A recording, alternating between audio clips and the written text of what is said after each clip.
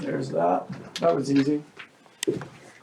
Yeah, man. All right, so here we are. This is the show Foster and Friends, and I'm really excited today. Today is January 7th, and I've got a really dear and good friend of mine I've known for a long time, and I say that I feel like every time because I have my friends on the show. After all, it is called Foster and Friends. Dude, Foster and Friends, and here he is, Travis Jefferson. Dude, welcome to the show, man. Thank you for having me. You bet. For everyone that comes on the show, and this is not like a bribe or anything, people do this before they even know I'm giving them a gift. But I think if you watch a pattern or a trend, I'm giving like cigars or bourbon or some sort of like, it's a perishable. I can give perishables away. But I did give Travis The Poop You Wanted Out, which is one of my latest books. It's not Maximus King of the Sky, but that one is pretty funny. So those of you who are parents, who have kids, that's a lot of fun. It'll make you laugh because the title says it all. Okay, the title says it all. It's a very short read, And the illustrations. And the illustrations. Yeah, it's Chloe, which is really funny too. Okay, so those books are available on northboundstories.com, which is pretty cool. But this is a bourbon that's from Hotel Tango. They're local here in Indianapolis. And so I thought that you would appreciate a nice local bourbon to go and pair it with some of the amazing food that you make. I say food, but it's amazing meals, food, all kinds of stuff that you do. So, yeah, welcome to the show. How was your Christmas and New Year's, man? It was good. It was busy. A lot of traveling. Where'd you go? We spent Thanksgiving in Washington, D.C. with my in-laws, and then from there we drove to Georgia for about 3 or 4 weeks, where my family is, and spent a lot of time there with just getting the baby to meet some family members she hadn't met, and probably won't be able to get to meet older family members that aren't able to travel as much, especially with COVID and everything. Yeah, Omicron, Delta, whatever other variant. And we also got to get a little kid-free time. Me and my wife had a small vacation with the Hilton Head for a week. Ooh. Spent some time. Gotta do that, man. Relaxing on the beach, not doing anything. So I'm looking at my watch right now. It's 14 degrees. It was 3 or 2 or 1 this morning, and so I like you saying that. I'm like, yeah, I'm there. Let's go. I think it was averaging in the 70s while we were gone the whole time. I love that. That's fantastic. That's fantastic. So how old's your little one? She turned 1 in November. Woo! Getting any sleep? She's sleeping better. So that's the good thing. She hasn't had any sleep regression, so she's sleeping about 8 hours, 6 to 8 hours a night. So mom and daddy get some sleep now. So amen, that's bro. good. Yeah. Amen, man. Because operating on no sleep is tough. Believe me, I know. I'm a 5 and a 2.5-year-old. So I'm right there with you. So welcome to 2022. This is the first interview of the new year for Foster and Friends. So welcome to 2022. Do you have any New Year's resolutions? Don't normally make resolutions. Just kind of. The resolution is not to have a resolution. Resolution not to have a resolution. I'm with you. It's more just hitting the reset button, just getting back in the swing of things, making sure all the good habits from the previous year are continuing in the new year. Amen, man. That's good. That's good stuff. And so so I was about to ask you about crypto again, but we've already discussed that at the very onset of the show. The video doesn't have it, but the podcast does. So normally I did want to explain this a little bit. I ask about crypto a lot because it's kind of being like, it's forcing everyone to look at things differently. And so that's why I asked the question. And since you're going to be selling to people and you are selling to people, that's why I'm asking. But then also about space and the space race and stuff. But I'll skip those questions for now. Maybe we BS our way and come back to it. But what I want to do, guys, and tell everybody out there, all the listeners that would be listening to this, is Travis he started Uncle Drew's Kitchen, and Travis makes fantastic, amazing food. Like Nora and I and the kids have had a lot of food from the Jefferson household, and it is so delicious. I wanted to invite him on so that he could share what he's doing, why he's doing it, and then also there's entrepreneurs, business owners out there, people that want to learn about how people are doing business, how they get started, things like that. What are some of the challenges, some of the things they overcome, and so and then just learn about somebody else's story, someone else's life, and so that way we can all learn something. It's just really fascinating to learn about other people and their stories, and I want people to be able to share their stories. So Travis is here to kind of dive into that, and I would love for him to share about Uncle Drew's Kitchen, how you got it started, where did the name come from, like what are you passionate about, and then what kind of food are you doing, where are you selling, all that kind of stuff. So if you could just start at the very beginning, like how did this all come about, man? So I started it in honor of my dad. He passed away in November of 2018. And he, along with my mom, were the biggest reasons my brother and I learned to cook. One, because we were latchkey kids, so there were times we were home by ourselves. Yeah. So we had to eat. Yeah, man, we gotta eat. Gotta eat. So you had to learn. So, but all the major holidays, we had family gatherings. Thanksgiving, Christmas, 4th of July, Memorial Day, Labor Day. We'd have family gatherings at somebody's house in the family, so we'd always have to bring a dish from our house, and all the houses bring dishes, and it would turn into this big meal that we'd enjoy together for the holiday. That's awesome. Love it. So when I was old enough to learn how, I started making different things. You know, everybody learns. The first thing you learn how to make is spaghetti. Right. So from there, just kind of branched out, did some Rice Krispie treats, brownies. And I started making my bourbon pecan pies as a 10, 11, 12-year-old. Wasn't able to buy the bourbon myself, so I had to rely on my parents to go get that. Right. But also growing up, my dad was a huge barbecue guy. Yeah. So. And by the way, Travis's barbecue is amazing. I give credit to my brother. He's the grill master of the family. What's your brother's name? Andrew. So he's technically Uncle Drew to Tegan. Yo, because she doesn't know him yet. Yeah. Andrew, man, barbecue's amazing. So if you're watching this, I'm sure you will. It's awesome. But that's how I got the name Uncle Drew's Kitchen. My dad named Andrew, Jefferson Sr., my brother is the second. Like I said, he's father to me and my brother, but he was kind of like an uncle to a lot of our friends and nieces and nephews that he had. So I kind of just took the name Drew, just added Uncle Drew. And made sure I put kitchen on the end of it because my wife is in the legal field, so you want to make sure you distinguish between Uncle Drew, Kyrie Irving, and Uncle Drew's Kitchen, which is no affiliation. Dude, but I do get that question a lot. Yeah. Like, oh, you're Kyrie Irving fan. I was like, no, it's coincidence that the names are the same. That's it. Like, if you say Uncle Drew's, just make sure you put the kitchen on it, so you know you're talking about me. Yeah, Uncle Drew's Kitchen, and Ariel, shout out to you, man. That's awesome. But yeah, he passed away in November 2018, and just kind of cooking has always been a passion. It's like I want to run a food business. I worked in the restaurant industry, high school, college, so I've had plenty of years of experience. Yeah. But so where did you do that? Like, where did you go to college? I went to college in Charleston, South Carolina. I got a bachelor's in exercise science. Okay. I went there on an athletic scholarship, so I played football. What position? I was recruited as a linebacker, but played mostly special teams. Moved around on from defense to offense, but mostly special teams. Yeah.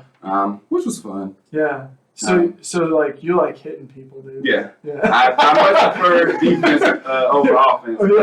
getting hit or hitting someone. Or hitting someone. The affliction I would rather deliver than take. And unfortunately, I was a quarterback and a kicker in high school. And so I ended up getting the brunt end of somebody like you nailing me, man. And I'm telling you, it is not fun. It is not fun. It is not fun. I'd rather hit somebody than get hit, for sure. I watch games now, and I'll turn to my wife like, man, I can't believe I played 10 plus years of that. Yeah. And he goes, man, do I have a TBI? Yeah. You know, like, really, like how many times was my bell rung or somebody, whatever. Or nagging back pain, knee pain. It's like, why am I so... Yeah, the older we get, right? I joke, I'm like almost 50. No, I'm not, but I'm joking because I'm almost 40. I'm 39.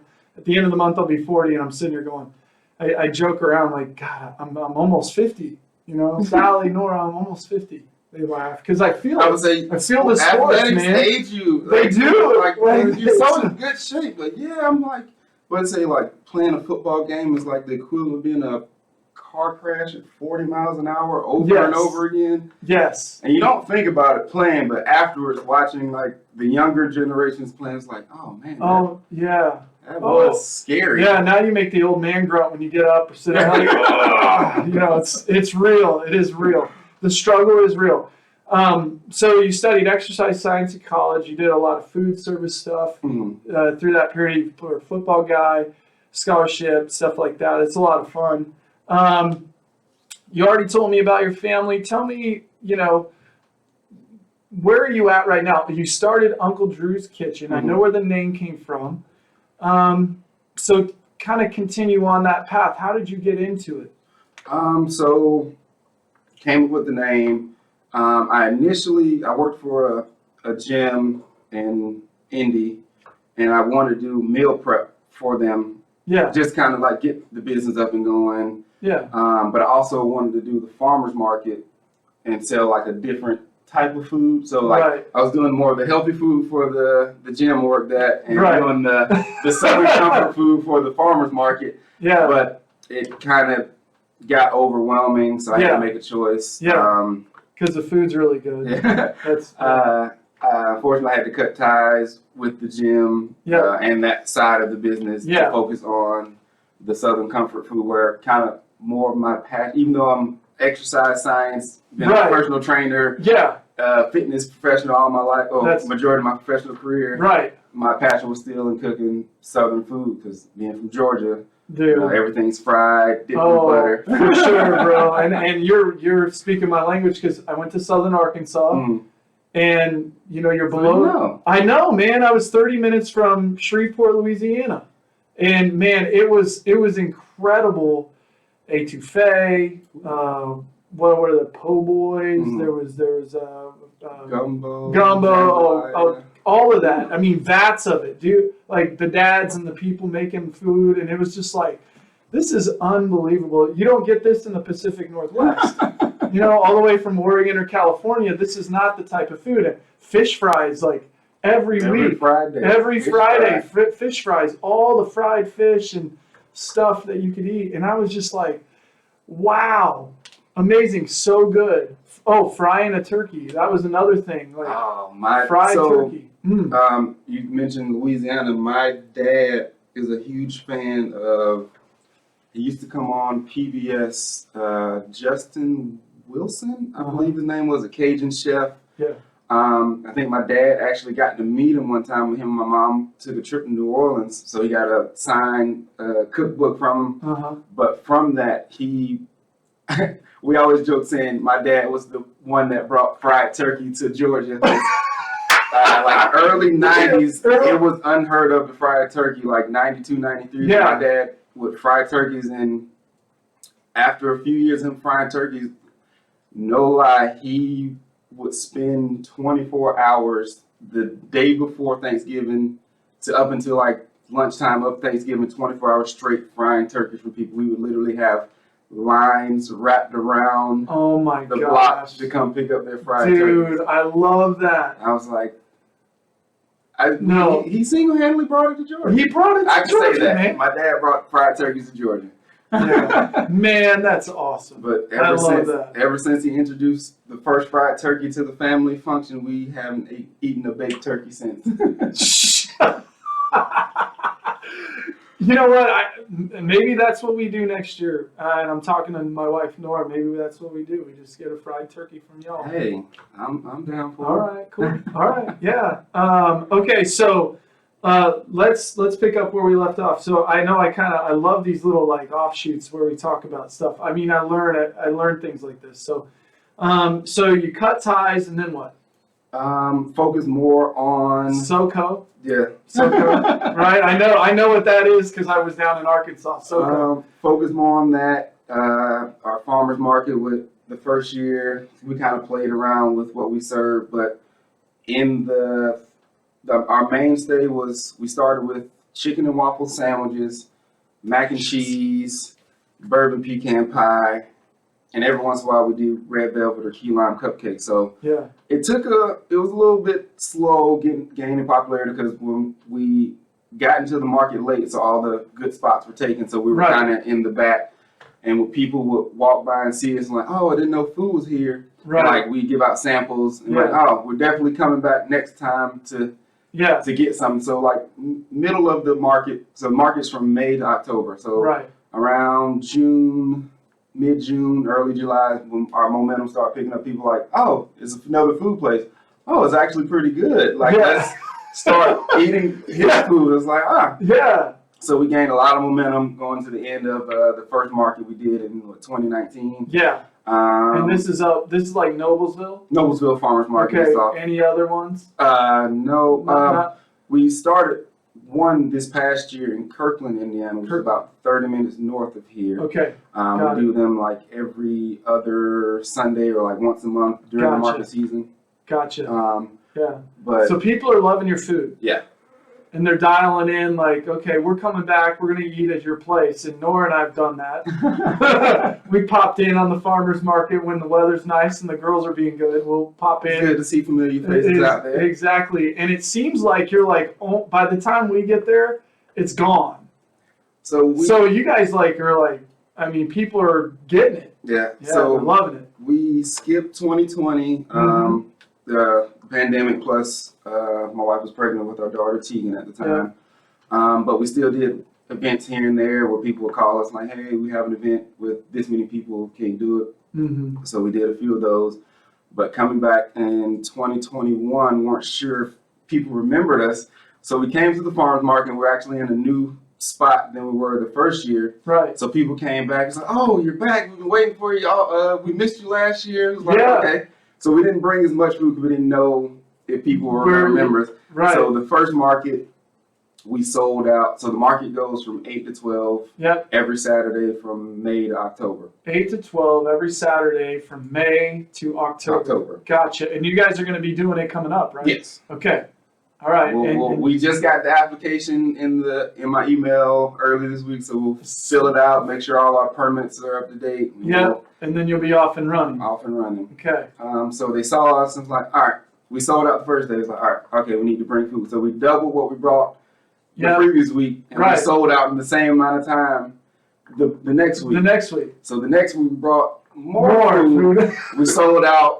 Took a little bit longer, but we still sold out before the end of the market. So we were averaging selling out around 11 o'clock. So we were literally, for the last hour of the market, like just trying to build up our business. Like, hey, you got to come earlier, or sorry, we're out, but we'll be back next week. And that is a great problem to have when you are a business and you're in food service.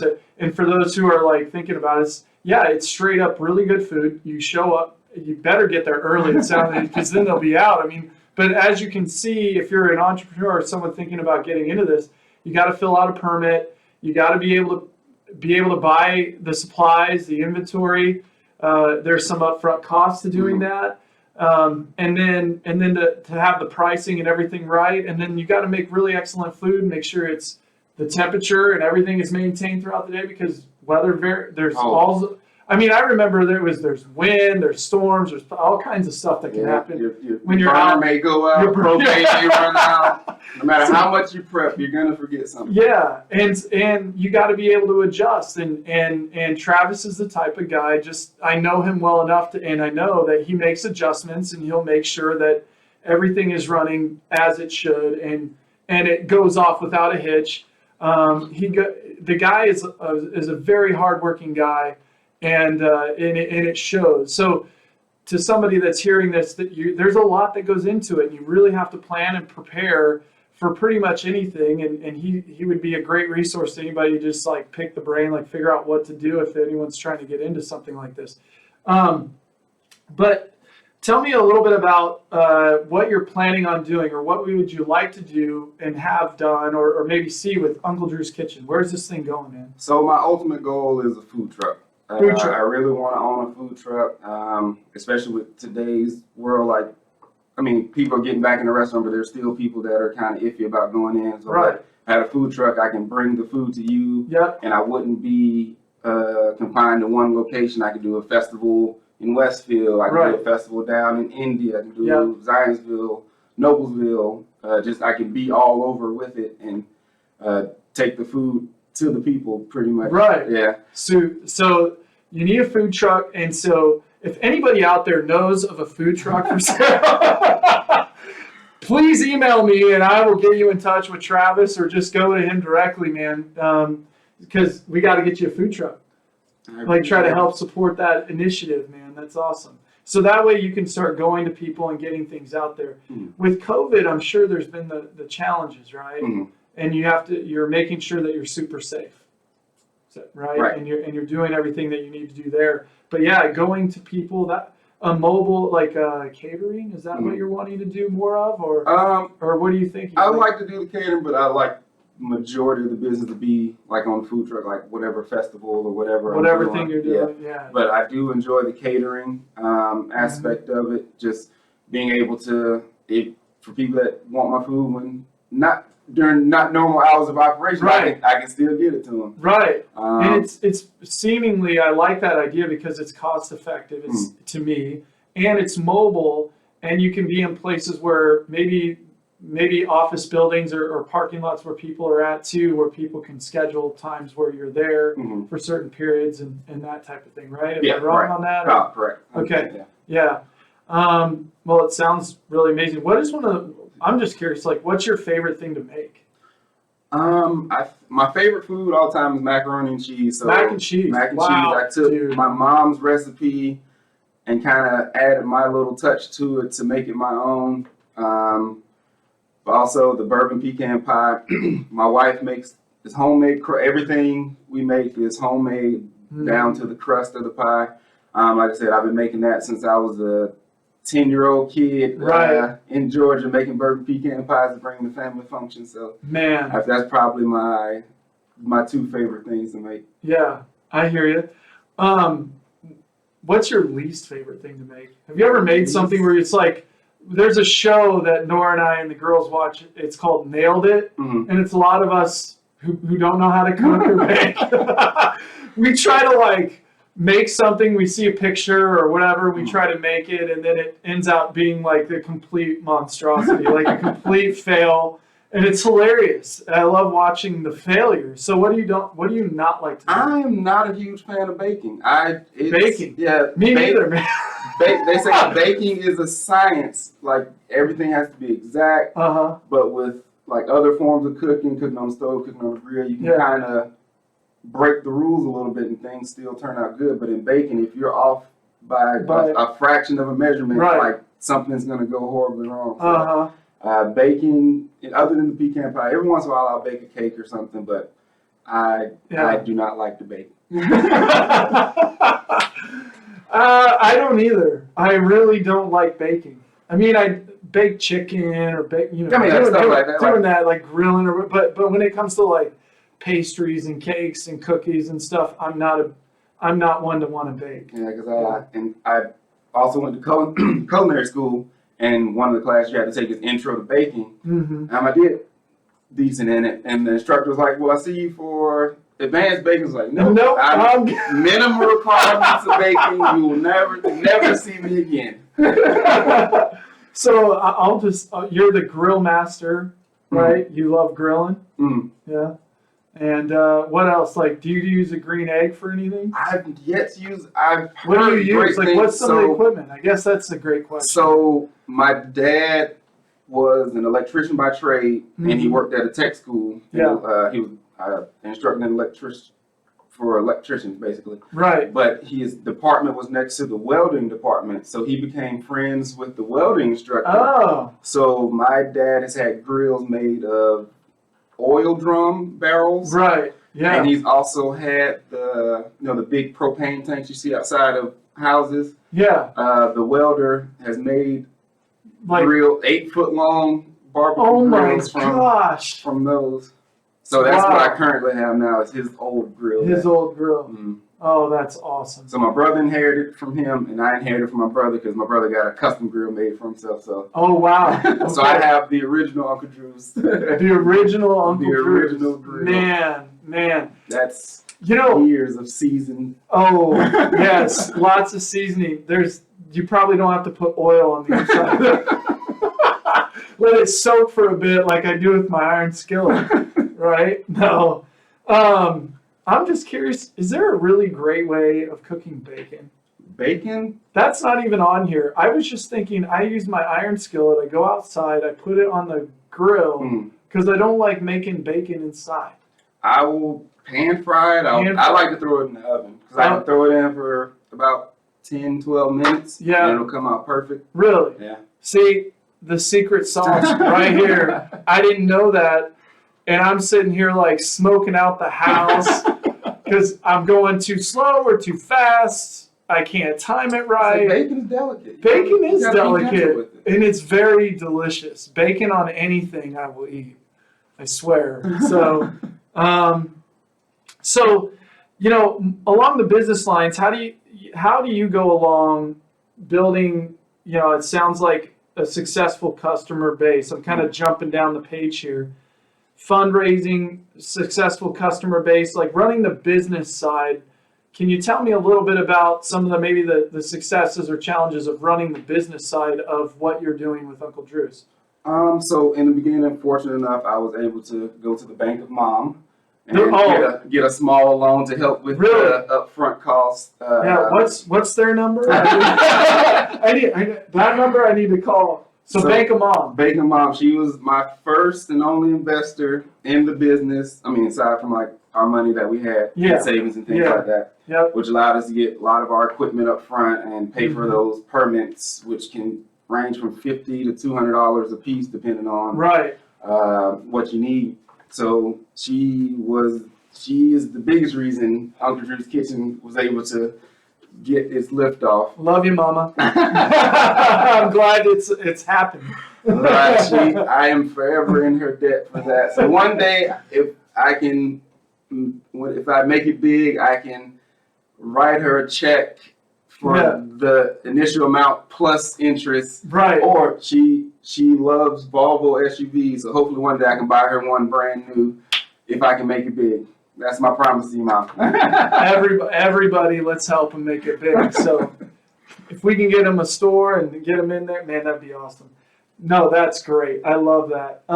So after that, you got the startup going, got to start banking operations, permits, stuff like that, the financial structure of it, whether you're an LLC or whatever it is. But I know Ariel, I'm sure, helped you. Oh, she's the reason I have all my permits. She made sure I had every permit, because with that, you have to get a permit for where the business address is. So that's in Westville. Yep. Wherever you sell any food. So at the time I was, the gym I was working at was in Zionsville. So I had to have a permit for Westville, had to have a permit for Zionsville, had to have a permit for... So everywhere you're selling. Yep. So I had to have a permit for Hamilton County as a whole, plus every Carmel, Noblesville, Westville. See, I didn't know that. Yeah. It's by county. Or by whatever. It's by county plus city. So you got to deal with all that?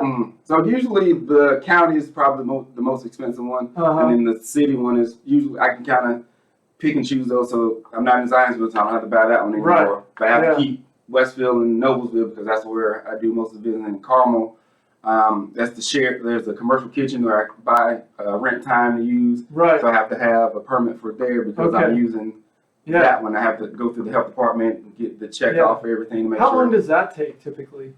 Like on average, like just going through the process of getting a permit. It not takes bad. about a week per permit. Yeah. But like we send them all in at one time, and then we get them back in about a week or so. Yeah. Some you can turn them in and same day turn around, but a lot have to be processed. Right. Right. You're going to be writing a check or buying a car for Ariel. I am. Like my mom and Ariel are the two reasons Uncle Drew's Kitchen is legal. It is legal, and it's I have all my permits. I'm up to date on all my health department stuff. And I wouldn't expect otherwise. I would expect you to, because you're the type of dude, and it's all good. And so it's educational though for people to go, huh.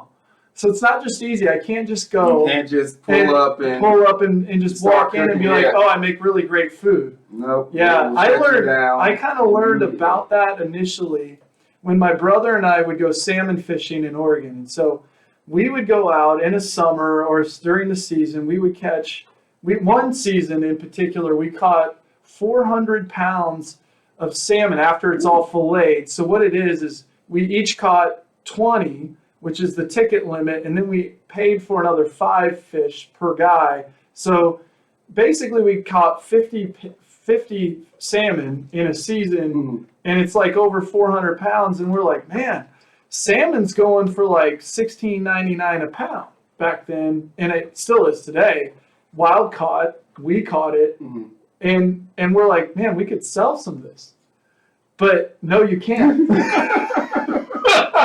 People buy it under the table a little cash on the side, but frankly and legally, it isn't done that way. We had to actually not sell it. We just gave it to family. We're like started vacuum packing everything, freezing it, and then just giving it to family. And I think everyone ate on that for a good year.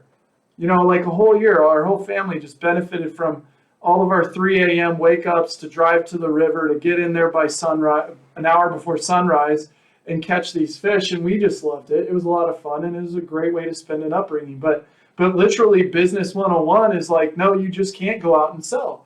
You need a permit to do that. And it's expensive for especially selling meat like that. I was like, not only do you have to have a permit to cook food, you have to have a permit to sell food. Yeah. And then here we already were in like a couple $100 on just the tickets, the licensing, and then the gear, and not to mention all the hours spent. So no wonder it's easy to think about, but it's hard to actually get in and do this. So I respect you. I'm so glad you're on the show so that you can share with everybody everything that you're doing. And it's really neat that you're doing this, and I'm excited for you in that. It's awesome. So I love the SoCo culture that you're creating as well, and that's one of the questions on here. So how many days a week, like how many hours do you put in? I'm imagining you put in quite a few. So the market is on Saturday, but prep starts, like I take Sunday off, and I'll start back on Monday, just making sure I'm replenishing the non-perishable supplies that I need, and then Wednesday through Friday, I'm driving around to Sam's, Costco, Gordon's, Restaurant Depot, local grocery stores to get all the food and all the other supplies that I need. And then Friday night, I'm in the kitchen making everything, storing it. So when I wake up, I can go back, get it, make sure it's heated up for the market, because it has to be a certain degree, certain temperature to sell and to hold and maintain the food while I'm out there, because the health department will pop up on you.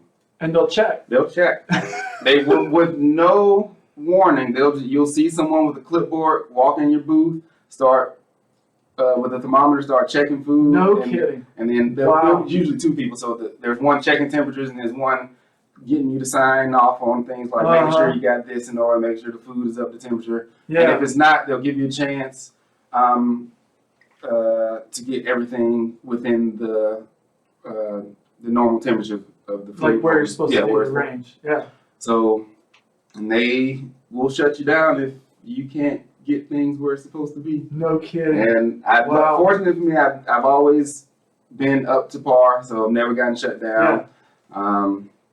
But yeah, I would say, and on Saturday when I wake up around 4:30. The market starts at 8. So I wake up 4:30, make sure everything's packed up in the truck. Go through the checklist, make sure I got everything. I mean, inevitably you're gonna forget something every week.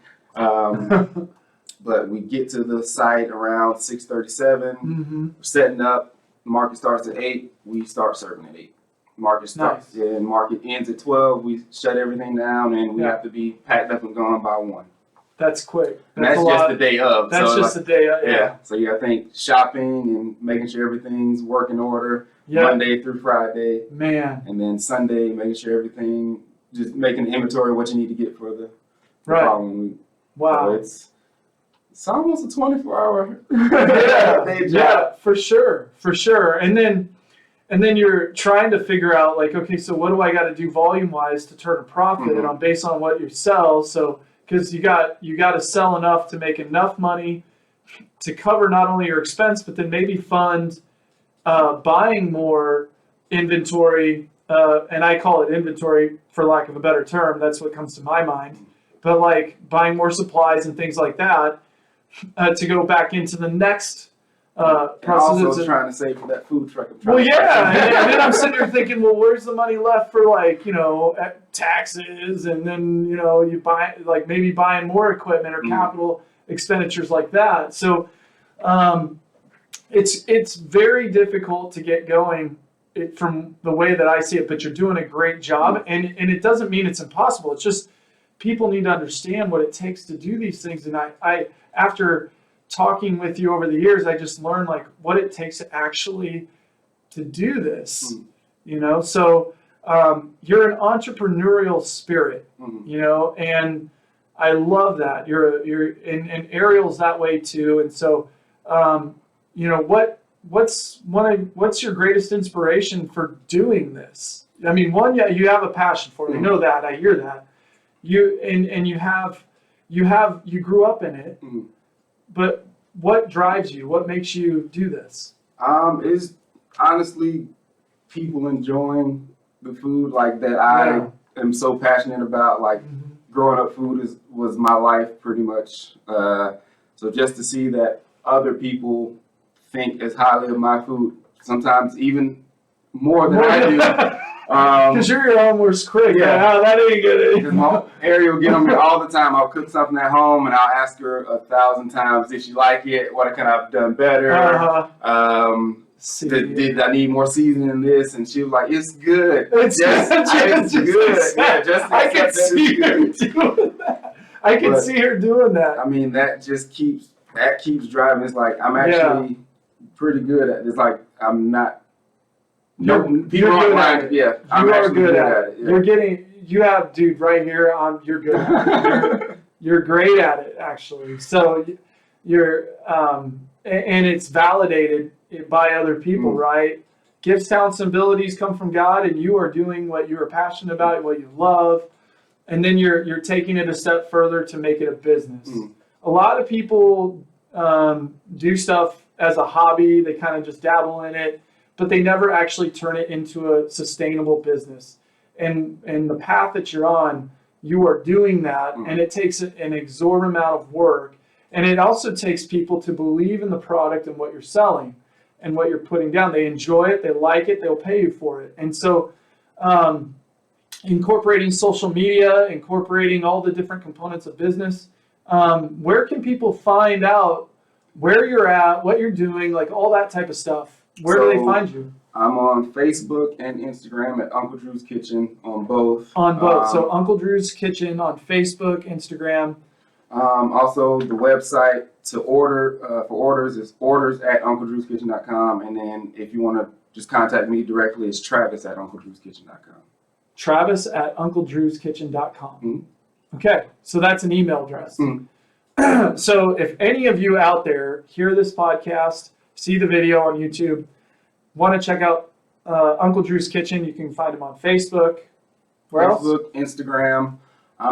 We don't have a website at the moment, Okay. but in the future, it'll be UncleDrewsKitchen.com because we bought the domain name. Okay, great. Awesome. So you're going to spin up a website. Got to get a food truck. Gonna get that food truck, speaking it into existence. Yes, speak it. Truth, man. Say it. You know, go after it, man. And then my former employer, NeuroHope, they advertised me a couple times. So just word of mouth, social media have been the biggest advertisements for me. Well, Foster and Friends. Foster and Friends. Foster and Friends. I'm right here, man. I am going to try to push you out. I was saying, now I'm in the podcast. Yeah, dude, I haven't been here before. Yeah, man. Here's I like it here. Yeah. And this is an aside, but everybody goes, I have people asking me, like, so what's with the bowl in the background? Is that because you're a finance guy? Well, yeah, it's because I'm a finance guy, and I've got bull, and then over here off screen is a big picture of a bear. So bulls and bears, and it's a play on bulls and bears, like bullish market and bearish market. But anyway, there's an actual name for the bull but I'm just going to leave that up to people to guess forever. I'm not actually going to mention it, but the one on Wall Street, the actual one? Well, no, Oh, this one, okay. This particular picture and frame. So anyone wants to guess, fire off a name. It'd be pretty funny. But Uncle Drew's Kitchen on Facebook and other social media handles, and they're going to work on it. They're going to get a website up and going at some point here soon, probably. And then the email address is Travis at UncleDrewsKitchen.com. UncleDrewsKitchen.com. So if anybody wants to reach out to Travis directly, just email him there, and he'd be happy, I'm sure, to accommodate and talk with you about what they're doing and then serve your needs. So, you know, as I look at this, the last question I have for you is what does the actually this is something that I don't know. I've got like a million other questions that I can sit here and talk about, but I know we're coming up on time because we did start a little bit late, and that's kind of where I'm at on wrapping this up. Do you have any like favorite books? If you have a superpower, what would it be? Any of that kind of fun stuff for maybe people just to know, to start conversation. Hey, I heard the podcast, and you know what? We like the same superpower or whatever. Just something silly, man. Something about you that we don't all know that we want to know. So I'm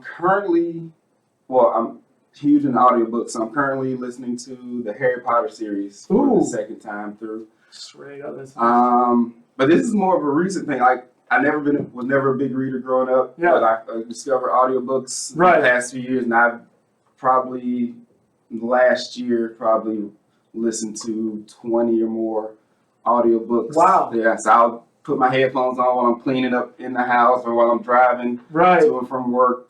But just anything stand out to you? Any of them that you really like, that you really got like a go-to? So there's a series called Children of Blood and Bone by Tomi Adeyemi. I think I pronounced that correctly. Okay. I've never heard of that. I'll have to check it out. It's a trilogy, but I think the third book is still in production. But it's like a fantasy novel.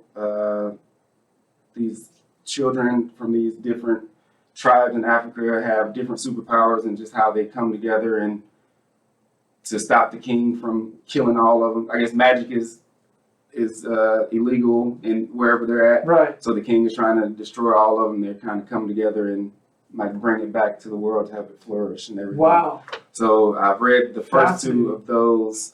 Waiting on the third one to come out. I'm not sure when it's coming out, but yeah. Young fantasy novels, Harry Potter, Percy Jackson and the Olympians, stuff like that. But I've also read some, I guess, autobiographies, self-help books, Rich Dad, Poor Dad. Yeah, that's one of my favorites.